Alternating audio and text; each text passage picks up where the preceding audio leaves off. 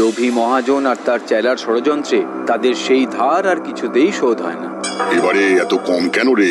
কি জানি কর্তা, পেয়াদাকে তো সব ঘরেই খবর দিতে বলেছিলাম, তবে মনে হয় বন্যায় অনেককেই ঘরদোর সমেত ভাসিয়ে নিয়ে গেছে। তাই হলে আমার টাকা বাড়বে কি করে?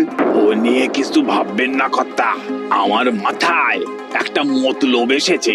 এই ধারের টাকা কম হলে সুদের টাকা দিয়ে সেটা পূরণ করতে হবে। যাদের টাকা ধার দেবেন তাদের সুদের হারটা বাড়িয়ে দিলেই হলো।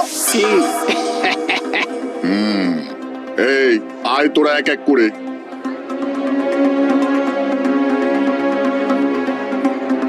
শোনো হে বাপু, বন্যার জন্য সুদের হারে কিন্তু বদল হয়েছে, বুঝেছো? এবারে কিন্তু 20%। আগে নিজের নাম বল, তারপর বাপ কাকা জ্যাঠা সবার নাম ঠিকানা বল এক এক করে।